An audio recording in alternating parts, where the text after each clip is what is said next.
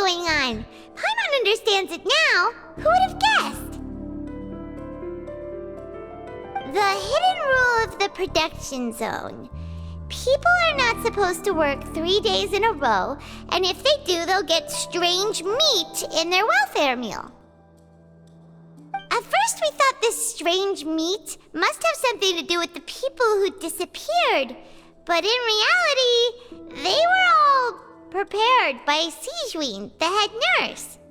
She often visits the production zone to observe the workers' health and makes a note of anyone who has worn themselves out after 3 full days of work. Out of her sense of duty as the head nurse, as well as her genuine concern for the workers' health, Sijuin visits the cafeteria right before lunch and cooks an extra dish for those who can use the stamina boost.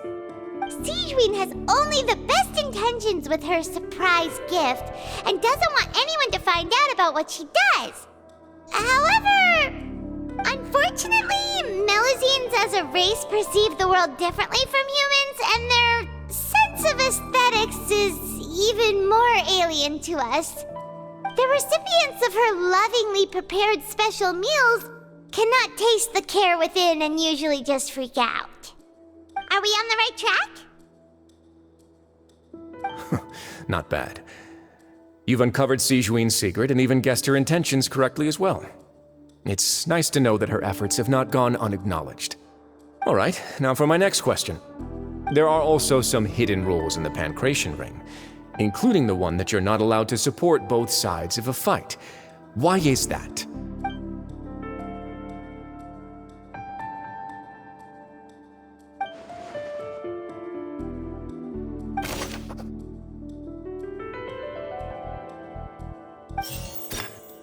I've been told that the infirmary is old. Fonta's internal reports suggest that they're starting... The Fonta promoter has been struck. According to Collins, the pancreas...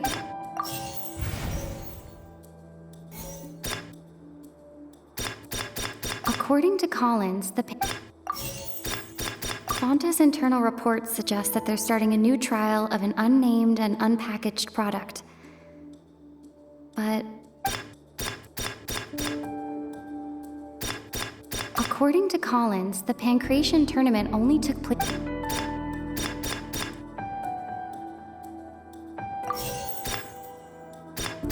The Fonta promoter has been struggling because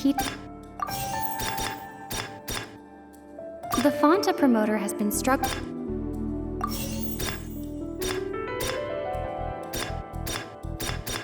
I've been told that the infirmary is always empty. We often see Miss Sijuin observing the prisoner. The research notes said that the Melusine... We often see Miss Sijuin observing the prisoners at work near the production zone. According to Collins, Fonta's internal reports...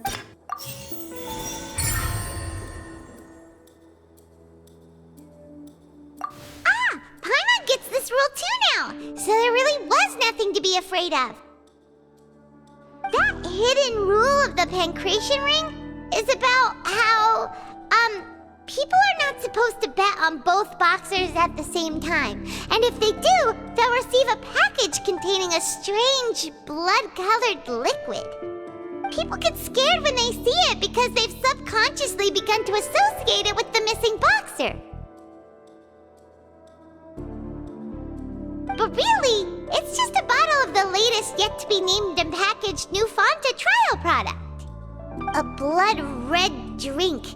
It's no wonder even Fonta's own staff were questioning the company's decision-making. The company, facing backlash from its own staff, decided to try to trial the product on a smaller scale to see how it might be received by customers. They came to the fortress of Meropide and offered to sponsor the Pancration tournament so they could push their new product. But the Duke completely refused to even entertain the idea.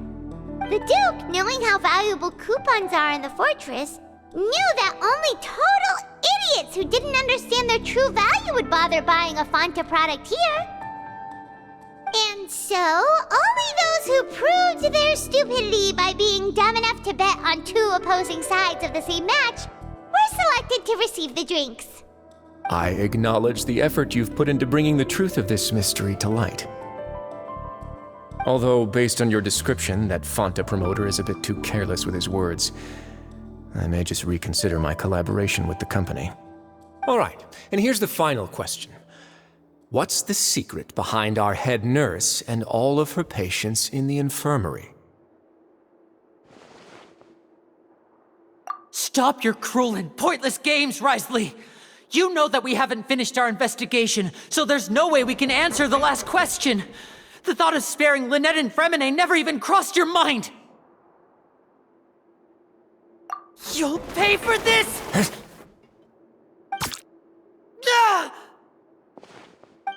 Lenny, are you alright? Oh, close one. I owe you, Sigewinne. That was a fantastic shot. It was nothing, Your Grace. Sigewinne? Though this gun may look like a toy, it's actually fully functional, as I just demonstrated. Sigewinne... You...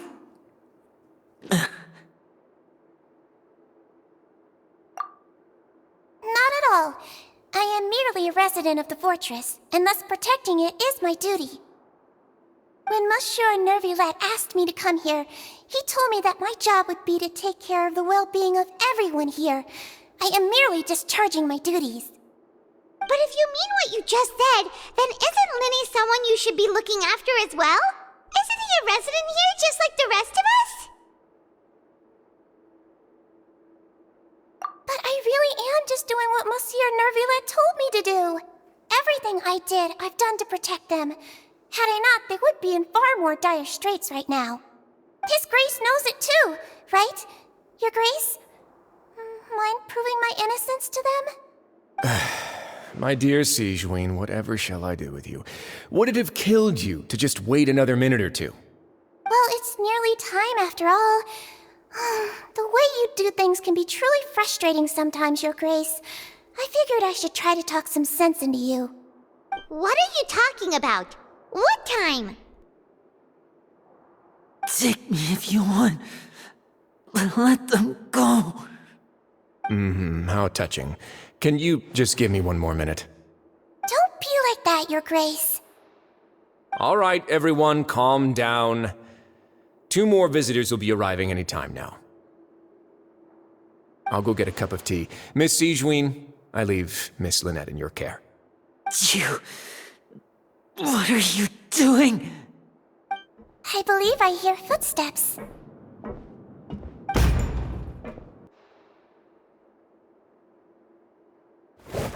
Some space, please. Ah, Miss Clarande. My door. Fremine... Fremine... What's going on? What is Clarande doing here? Work.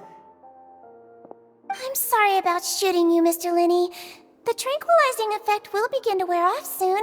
Please take it easy in the meantime, though. What happened to Fremine? Wasn't he diving just outside of the fortress? Why is he looking like this?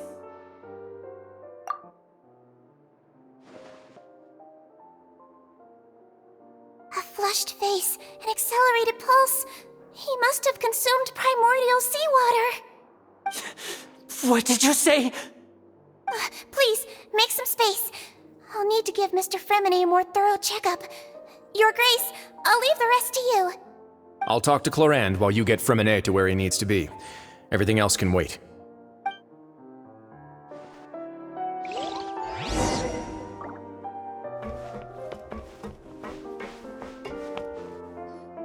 What's that look on your face? I thought I made good time on the way back. Oh, I'm just admiring your punctuality. Had you arrived just a few minutes later, Sigewinne may have been forced to shoot Mr. Linney again. How's the situation out there? The water has changed. It's pretty much as expected. The concentration of primordial seawater has increased significantly. I was only out there a short time, so it wasn't too bad.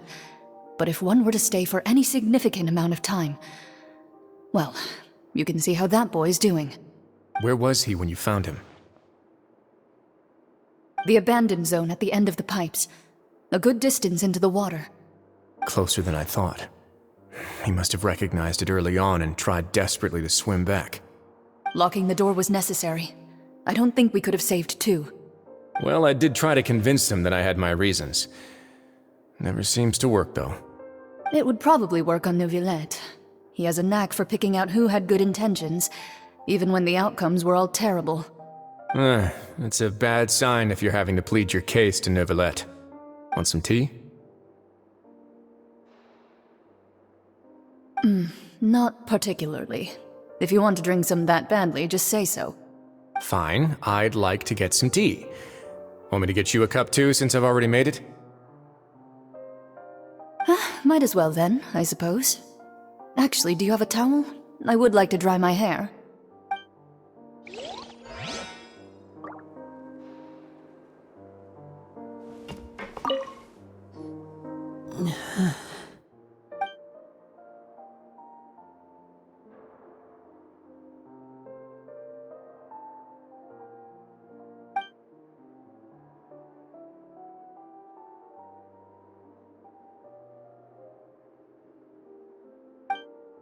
How is he? These symptoms are probably caused by an acute ingestion of a large amount of primordial seawater. Still, his condition is not critical. Of course, it would be best if he stayed for further observation. Let's leave him here for now, and move him to the infirmary once he's recovered a bit more. Sorry. I am aware that the infirmary may not be your favorite place in the world at the moment. We do only have a single clinic in the fortress, however.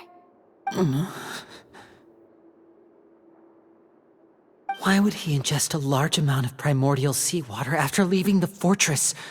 How could that possibly happen? Please, look after Mr. Fremine for the moment. I'll go fetch some medicine and a respirator. Oh, I'll bring Miss Lynette back with me. Where is she? How is she right now? Oh, she just took a nap in an empty room after I tranquilized her. If my calculations are correct, she should also be waking up right around now. You might not believe me, but His Grace and I actually made some snacks and tea for her.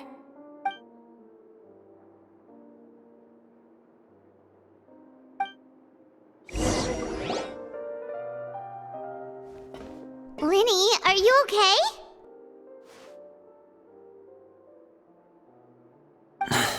I'll be fine.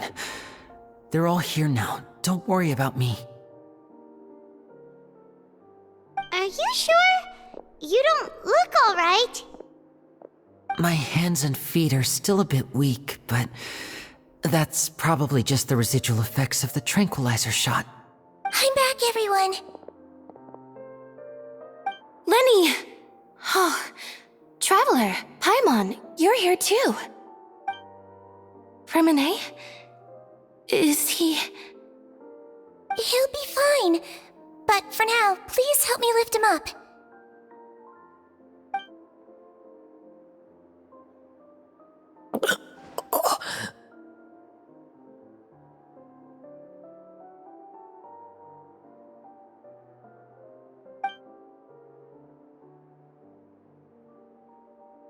His breathing's beginning to slow down. Give me a hand and help me get him to the infirmary. Yeah, I'll take him from this side. Lynette, together? on it? Traveler, you seem pretty worried about him. Want to come with us?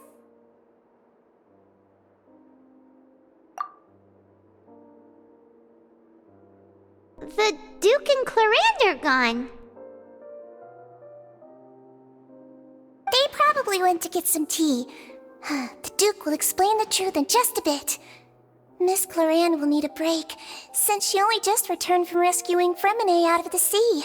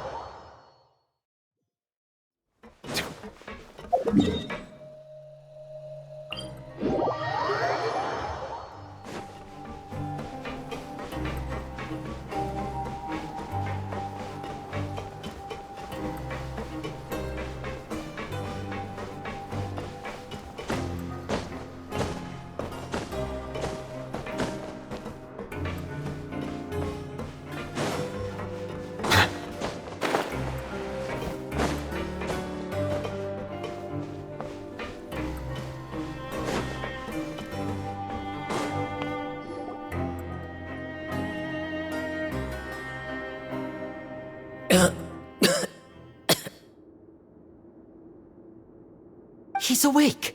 Fremine, how do you feel? Lenny. Lynette. We're all here. Where am I? The infirmary, at the Fortress of Meripede, Mr. Fremine, and you are no longer in any danger. How do you feel? Don't push yourself if you're not feeling up to it.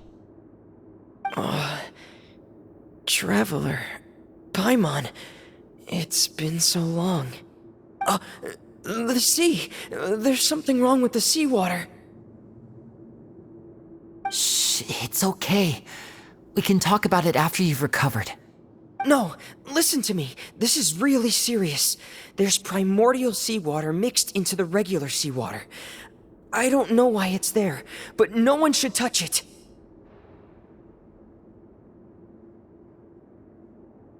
Pipes. Right, the pipes. It's all coming back to me now.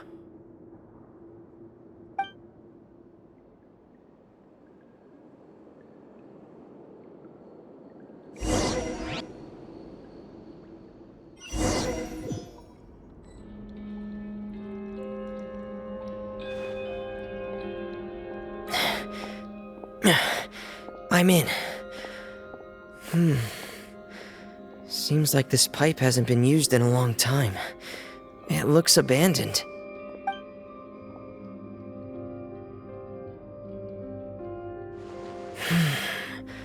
Where could Master Child be?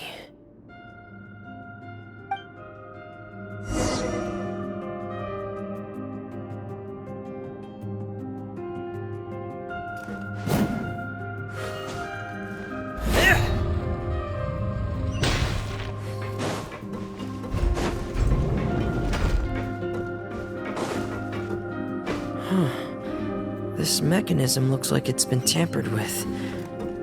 Could he have done it?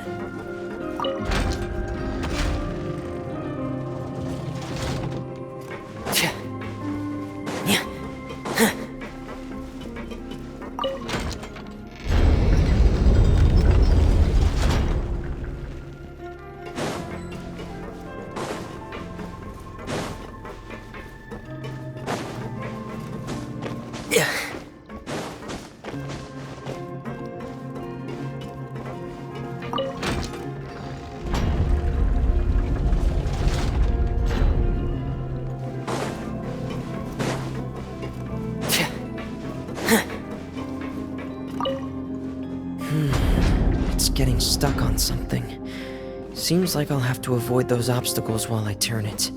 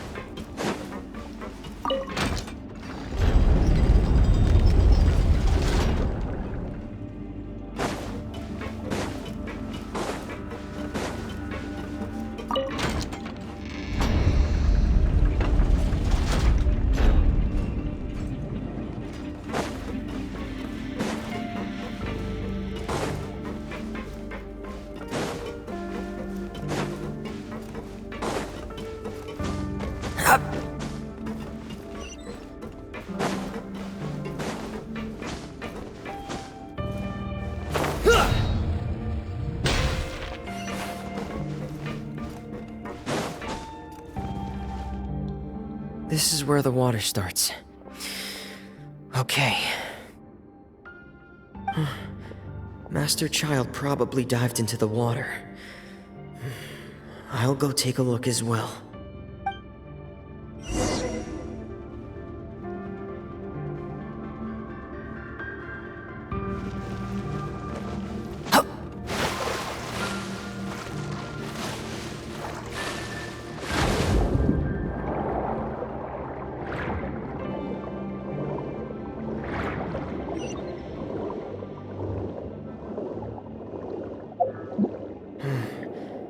The vegetation here is a bit more sparse. These traces aren't natural. A person must have left them, and recently. I should... there are traces here too. I need to keep going. Huh? The traces are gone. But I don't see where he could have gone from here. Wait. What the...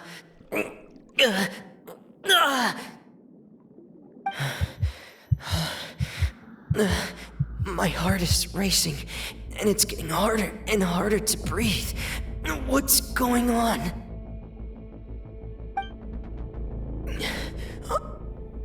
No good. I have to get back. They still don't know anything about what's going on. If I turn back right now, I should still be able to make it.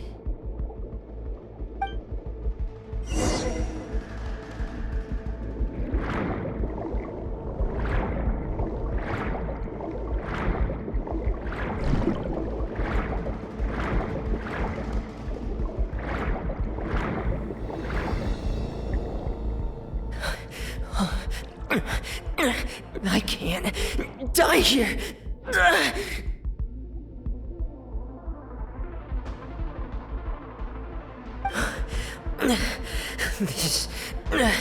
This is bad. I'm feeling worse and worse, and I'm still underwater.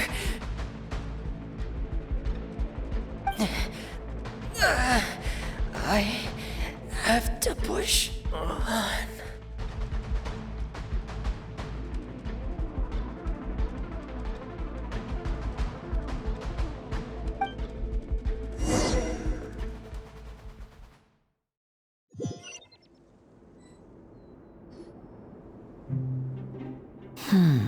So, in other words, the trail you were following vanished, and you had no idea where Master Child could have gone, but there was also no obvious place for him to have disappeared to. That's right. I tried my best to swim back, but I had already put some distance between myself and the fortress, and I just couldn't find the strength to keep going. I probably passed out some time after that. And you know the rest. Miss Clarande brought you back, but we also don't know why she just suddenly appeared at the fortress, or why she went out to save you. Miss Clarande, you say? I must go thank her in person. You're still too weak, Fremine. You can go after you've had some more rest. Miss Lynette is right. I believe Miss Clarande will stay here as a guest for another few days, so there's no need to hurry. A guest? Then I can assume Wriothesley was the one who invited her to come down here? You should ask His Grace about that. He'll be able to explain better than me.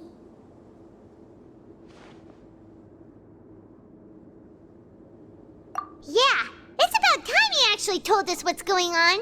Wanna come with us, Lenny? No, please go on without me. I don't want to leave just yet. Lenny. The logical part of my brain is aware that we're safe right now, but I still can't bring myself to leave. Both of you are just in danger. Understood. Then let's just sit together for a while. In that case, I'll leave the infirmary to you. The Traveler and I are going to head out for now. As long as you stay in here, I don't think you'll be disturbed. Thank you.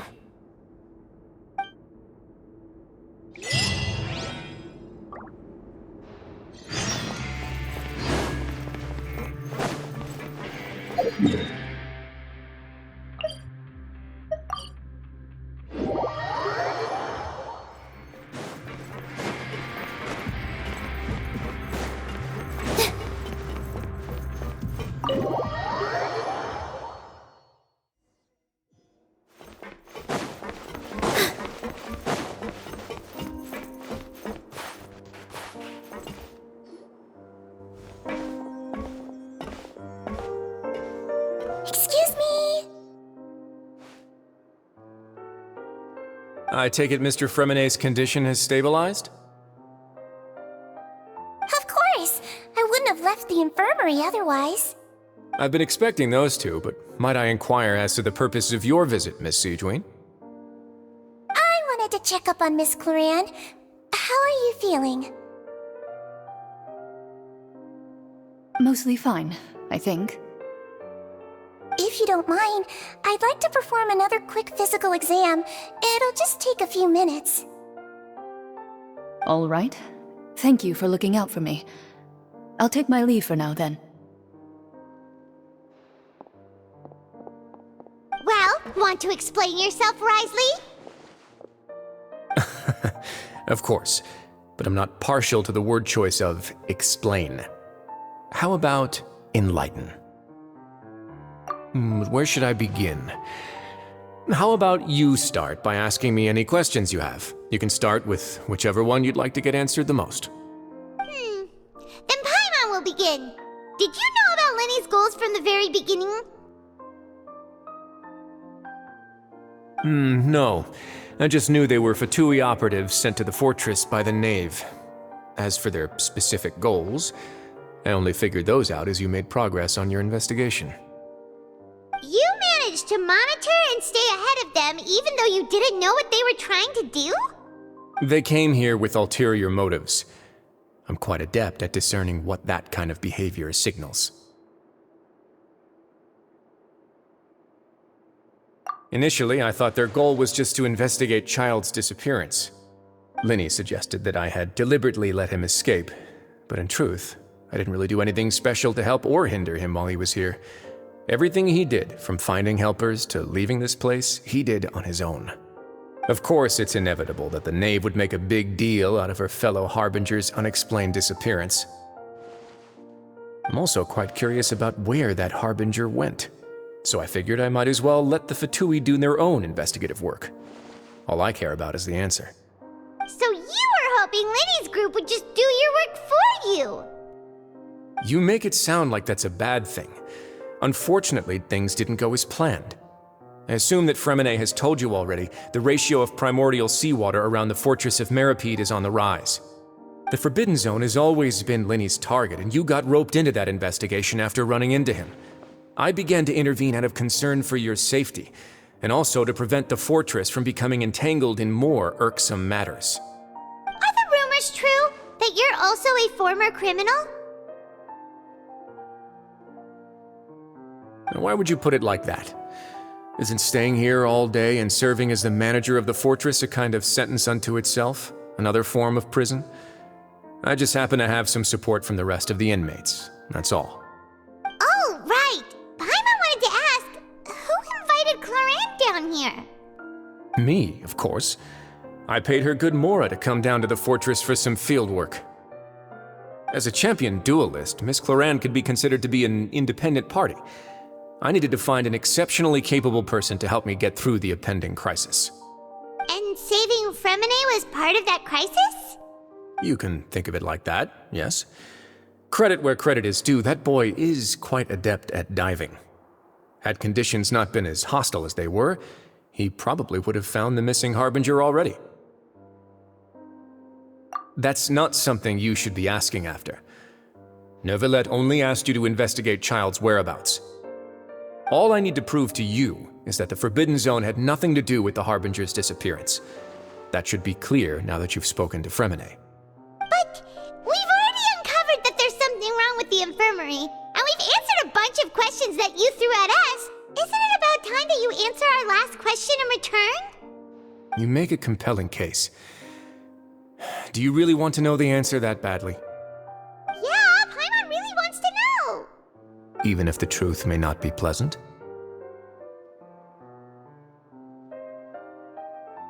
Follow me.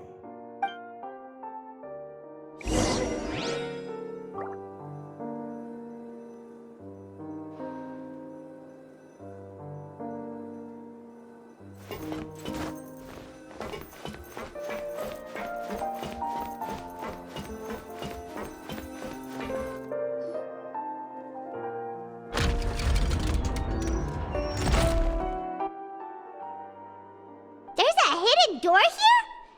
basement behind it. Huh. You're pretty good at hiding stuff, Risley.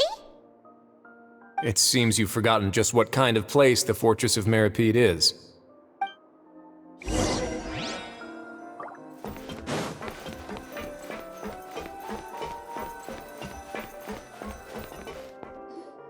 Stand on the central plate. Wait, is there a secret mechanism or... Whoa!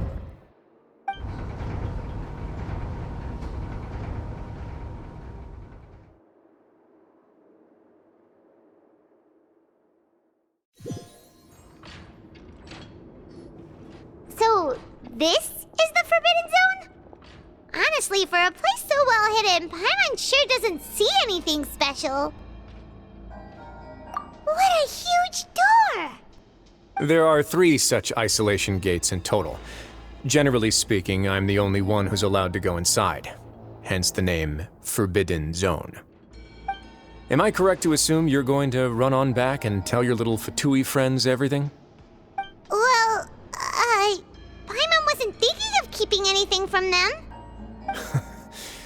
Well, I'd advise you wait until you've seen the whole truth of this place for yourself before deciding whether or not to tell them.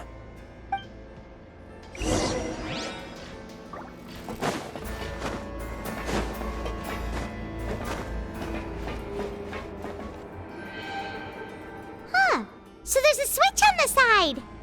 Stand back.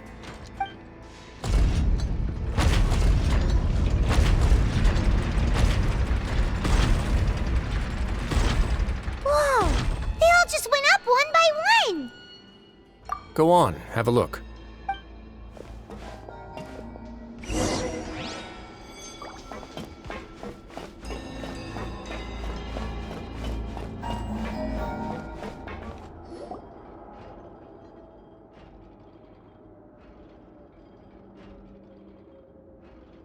I've been interested in what lies beyond that gate ever since I assumed leadership of the Fortress of Meripede.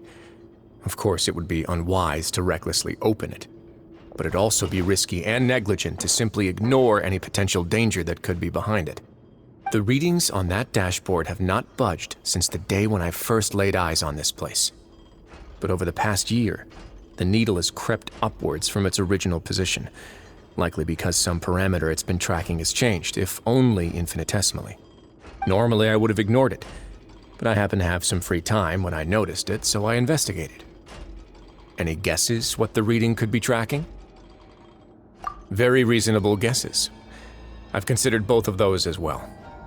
Unfortunately, our dashboard is tracking something less ordinary. The temperature should vary with weather and climate changes, so for something that rarely shifts, the water pressure is more likely. We ran a few tests to increase the pressure from the outside, but the readings didn't change at all. Later on, a few more possibilities occurred to me, such as a potential connection with the primordial sea. I began to make a few preparations based on that hypothesis. Over the past few days, the needle has moved again. With that and the symptoms that Fremine displayed after leaving the fortress, I can now confidently conclude that the readings represent the concentration of primordial seawater in the seawater nearby. The concentration of primordial seawater? But we're already under the sea! And that is precisely the problem. We're at the bottom of the sea, and now we're surrounded by toxic seawater. Somehow, primordial seawater got mixed in, and the concentration is steadily rising. Yes, that's very likely. But forget about the two of us! Not even Novelette knows where the primordial sea could be, much less where we could find and plug a leak. Oh. Oh! Seems like you've figured it out. I believe the primordial sea lies directly beneath this sluice gate. For some reason, the primordial seawater levels have risen significantly, and it's now very close to us. The indicators are now red. Although the gate still stands, some primordial seawater has already leaked out and mixed into the sea around us. If this continues, soon it will no longer be able to hold back the primordial sea at all. Yeah, you know what the legends say. If this place falls, then everyone in Fontaine will be turned into puddles in the span of a night. But that's just too weird! Why would the fortress Fortress of Meripede be built right above a sluice gate for the Primordial Sea? Who built this place anyway? Your expression tells me you think this might be part of a vast, complicated conspiracy. To be honest, you might find the actual answer may be exceedingly boring. It's just that the secret of the Forbidden Zone had been long forgotten by the nation before I rediscovered it with my research. There's no single founder of the Fortress of Meripede in any traditional sense. What we know about its history has been left to us by the people who used to live here. When the previous Hydro Archon Egeria ruled the land, all convicted criminals from Fontaine were exiled. The people drove the criminals away like a wolf pack chasing away the banished. The criminals received no sympathy of any kind from the people. They were exiled to the desolate seaside, where they experienced only pain, struggle, and the bone-chilling cold. Some of them began to repent and prayed to the Hydro Archon, asking if there was still anything they could do. The Hydro Archon took pity on them and said, "You may go guard my secret, deep underneath the waves." And so, leaning on the power of the Hydro Archon, they gathered underneath the sea and began to build a fortress. They became a community down there in the deeps, and over the years helped it to grow. As the number of exiles increased, more and more people joined the community. When the first group of exiles died, they left the yet unfinished fortress to their successors. The Hydro Archon continued to lend her support, allowing the fortress and what it stood for to continue growing ever larger. Before long, this dark underwater fortress became the sinner's only home. And with that, the people here stopped referring to the fortress as a prison. They saw themselves as repenting sinners who would regain their freedom once they had sufficiently redeemed themselves. But as time went on, people also realized that the fortress was a lonely place. Once they had gotten used to life here, they could no longer feel comfortable living in the overworld. Once they had finished serving their sentences, some people left and some others chose to stay. They'd find some idle position and let their withered souls fade away with the ancient secrets of the past. After many, many centuries, few people still remember the reason for the fortress's founding. Now they just see it as an integral pillar of Fontainian society, as the place where criminals deserve to be sent. Now and again, researchers manage to break one law or another and live out their days in the fortress. I learned all this from an elderly historian. Everyone else just thought he'd made it all up. But now you know every part of that history is true. Indeed. It's just as the prophecy says. If this gate fails, then everyone will be dissolved into the sea.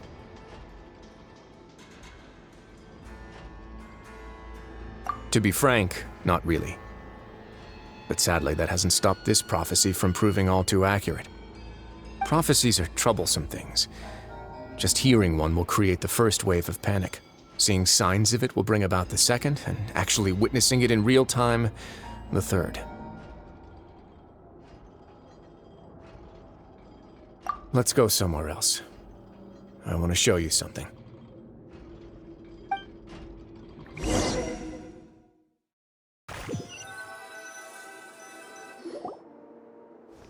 This is it. Your Grace, perfect timing. The results from our last round of experiments have... Wait, Jurier, he's not alone! Huh? Lorvine and Jurier? No need to panic, you two. I've already told them about our plan. What? After you warned us not to tell a single soul about any of this? I'm skeptical as well. Are you sure they are trustworthy? The results speak for themselves, don't they? These two may already know more than you could ever imagine. All right then, if Your Grace insists. They seem harmless enough, so I'll trust them for now. How about some reintroductions? This is Jurier, one of the highest-ranked researchers from the Fontaine Research Institute. He used to work under Edwin. I trust that you've heard of Edwin?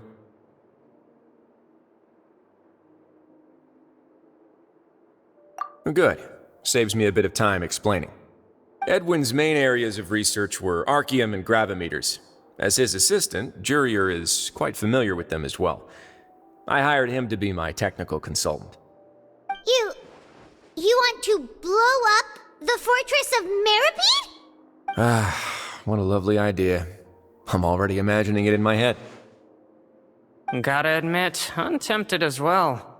Guys, focus! Focus! That taskmaster over there is Miss Lorvine, and is also one of my technical consultants. While Jurier used to be Edwin's assistant, she used to be Jurier's assistant. Ooh, are they together? See, everyone keeps asking this question. Are you too sure you're not a couple and just using your work as a convenient cover?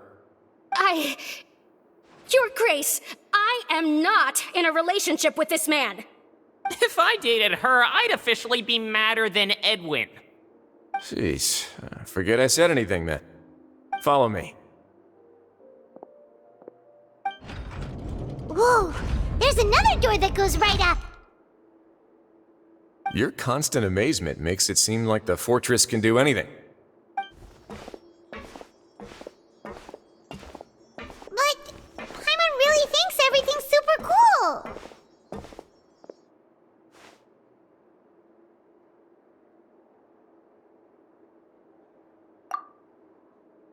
Well, let's spice it up a bit. And here you go.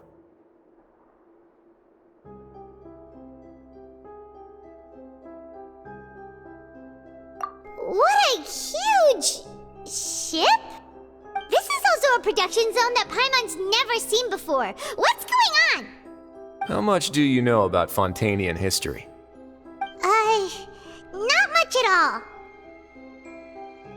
Well, then maybe you haven't heard the story of ancient Lemuria. To give you a quick rundown, Fontaine used to be ruled by the Lemurian dynasty. According to legend, the Lemurian king Remus came to this land after being inspired by divine revelation and found the seer Sibila, who had taken on the form of a golden bee. Taking the golden bee with him and riding on a huge ship, the Fortuna, he created his nation above the surging waves. He called his nation Lemuria and used the Fortuna to incessantly search for new tribes and islands, calling on them to join his empire. There's a ship in this story too? Where there's water, there'll be ships. People believe that hope can always be found at the end of a voyage. Do you believe that too? To a point, I think. As you've already seen, I have a whole factory's worth of labor, materials, and technology at my disposal. Certainly can't hurt to give it a try. So the moment I began to speculate that the primordial sea might lie underneath the gate, I also began this project. Were you inspired by the legendary Fortuna? Maybe. Fontainians need something to hold on to cope with the impending disaster.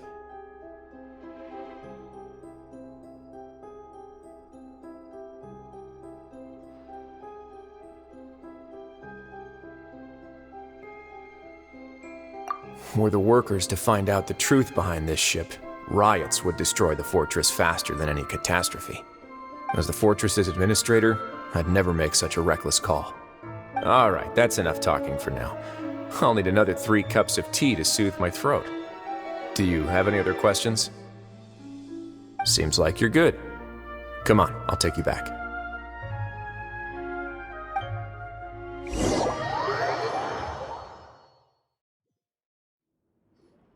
I'll leave you here for now. Oh, thank you so much. No worries. But don't forget, it's up to you whether or not you want to share what you just saw. What you do from here on out will likely affect those 3 as well.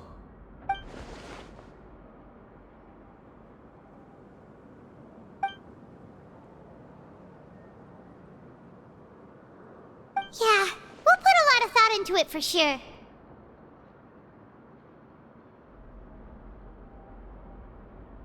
Great. I look forward to what happens next.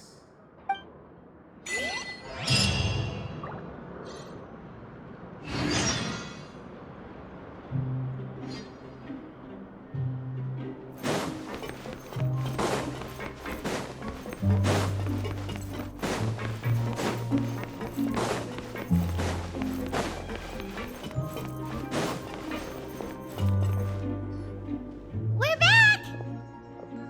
Welcome back. Do you want a cup of tea? How can you be so so much like Risley, always drinking tea. Huh. Actually, now that you mention it, I just remembered something now. While I was sedated, I could still barely hear two people talking next to me.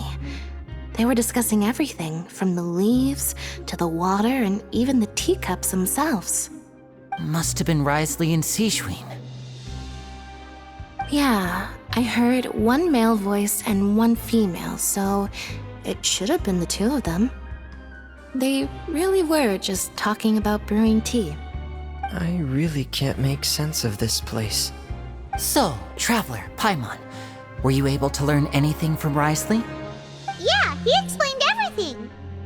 Very well. Then, would you mind checking your answers against my speculations? Yeah, I took the time to rest, so I'm feeling a lot more relaxed now. Nobody else is around, and Miss Sijwin is also busy with something or other, so let's just talk here. All right, then I'll posit my theories.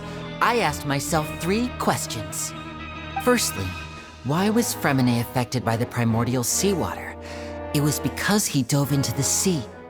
My theory is, the long-lost primordial sea is probably very close to the fortress of Mirapede.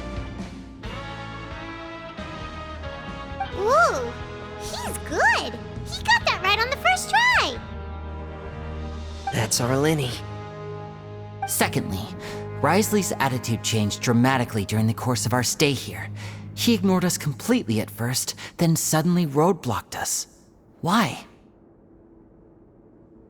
I spent quite a long time thinking about this.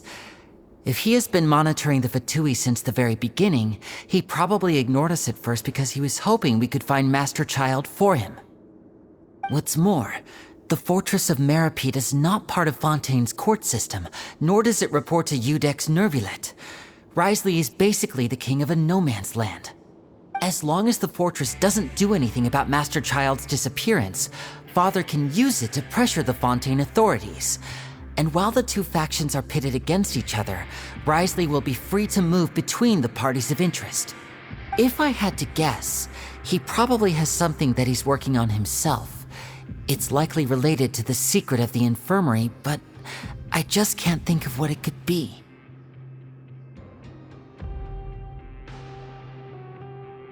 You're super smart. Thanks so much. Then finally, there's the last question. If Risley does have a plan, what could it be? All I know for now is that his plan probably has something to do with the changing nature of the seawater. He's even gotten Cloran to help him out. That can't be the full extent of what he's doing. There's probably a secret passageway behind the block in the infirmary, and there's something big in the fortress that most people here never get to see. He has a bargaining chip, and it could be important enough for Father to deal with him directly. I don't have enough information, so I have no idea what his chip might be. But let me guess. You have the last piece of the puzzle.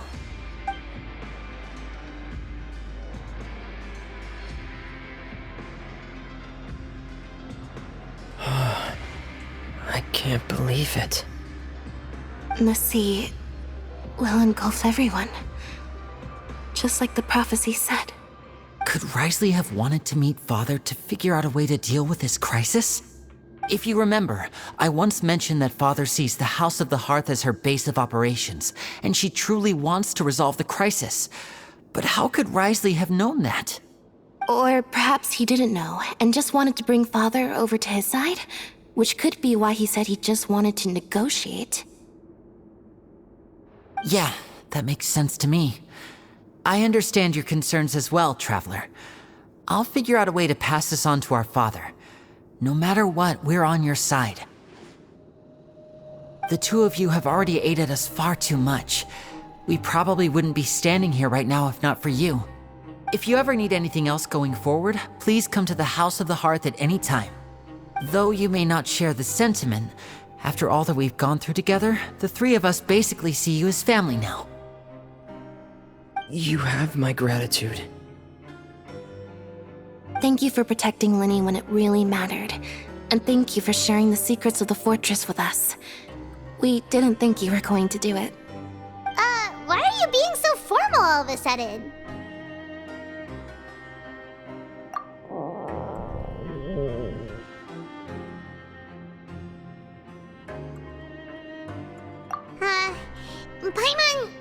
Paimon's hungry. Oh, you've done so much already. Go get some food. Alright, then we'll catch you guys another time.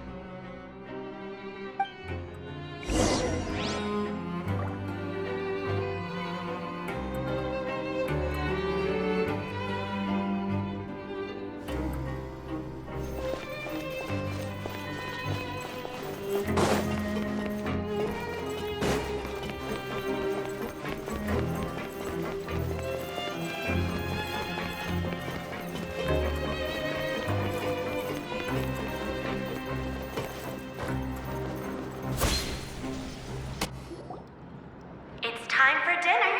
Welfare meals now being served in the coupon cafeteria. Come on, let's go pick up ours as well. Traveler and Paimon, over here. Are you here for dinner too, Miss Sijween?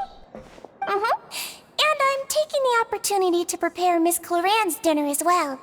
Huh. You're right. She's actually sitting in the fortress cafeteria. What would you like to eat?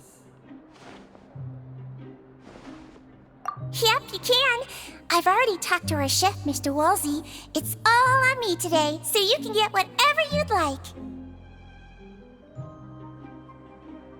Me too! Don't forget Paimon! No problem.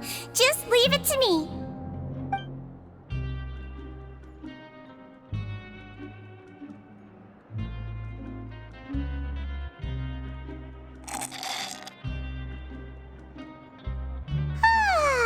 So delicious. Paimon's so happy. Paimon wants to feast like this every day. Feeling full yet? How's the food? Delicious. I'm so glad to see you all so happy. Oh, see the expression on your face just now? But the muscle here just moved, which suggests that you're feeling quite relaxed at the moment. Sijween, do you do this to help your patients or to better understand human beings? A bit of both, I suppose. I'm a Melazine, which means I'm very different from human beings. I must know what you're thinking if I want to take good care of you. You're really good at taking care of people. Even though you're so short, you still talk and act like an older sister. Really? You're reminded of an older sister? That's great to hear. Oh, and what did you mean back in Risley's office? When you said that you were protecting Linny and his siblings as well. Oh, that. I just asked His Grace to look out for those children, especially that diver boy. I was getting a bit worried after hearing that something was wrong with the water. Thankfully, Clorand is very strong and managed to save him in the nick of time. His Grace also sealed the pipes after Clorand left, to make sure that Linny wouldn't impulsively chase after his brother. Although the path was blocked, we still stationed some guards there to stop anyone from approaching. They were instructed to only open the door once Miss Clorand had returned. Oh, and I was keeping an eye on Mr. Linny as well. We had to press him, but we couldn't allow him to be in any real danger. You were all super considerate and really thought everything through. It's just what we do down here at the fortress. At least this has been His Grace's style for as long as he's been the leader. Oh, I really wish Monsieur Nerviolet would come down here more often too.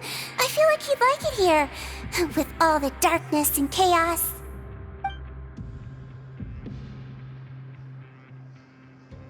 Get a good night's rest, you two. You both worked very hard.